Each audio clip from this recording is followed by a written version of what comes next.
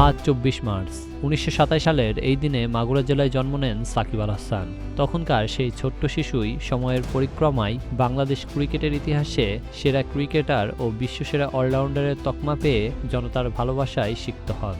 দেশের ক্রিকেটের এই কিংবদন্তি পা দিলেন নতুন এক বছরে। আজ তার ৩৯তম জন্মদিন। ৩ ফরম্যাটেই বাংলাদেশের হয়ে অসংখ্য জয়ের নায়ক তিনি। বিশেষ করে ২০১৯ সালে বিশ্বকাপের মঞ্চে তার পারফরম্যান্স ছিল নজরকাড়া। ব্যাট হাতে ৬০৬ রান করার পাশাপাশি বল হাতে নিয়েছিলেন ১১ উইকেট।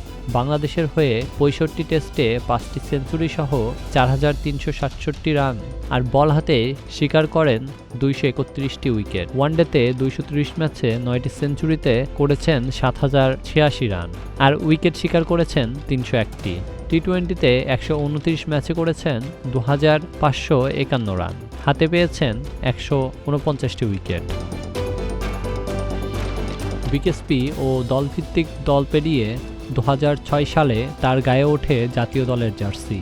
অভিষেকের পর থেকেই নিয়মিত ধারাবাহিক পারফরম্যান্সে নিজেকে নিয়ে গেছেন অনন্য উচ্চতায়।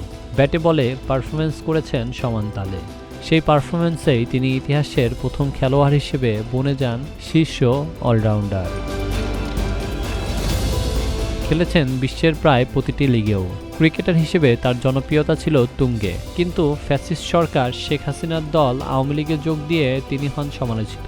ব্যাপক সমালোচনার মুখে দল থেকে মনোনয়ন নিয়ে সংসদ সদস্য নির্বাচিত হন। এরপর জুলাই গণঅভ্যুত্থানের স্মৃতি আজ সবার চোখে সজীব।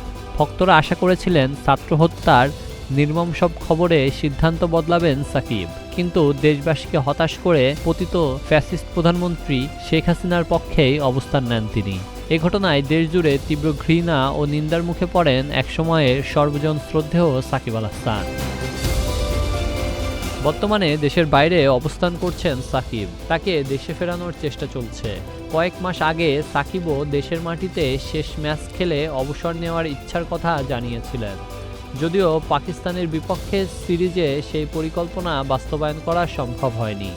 এখন এপ্রিলে নিউজিল্যান্ডের বিরুদ্ধে আসন্ন সিরিজকে সামনে রেখে আবারও সেই সম্ভাবনা নিয়ে আলোচনা শুরু হয়েছে। তবে ওই সিরিজে সাকিব খেলতে পারবে কিনা তা এখনও অনিশ্চিত।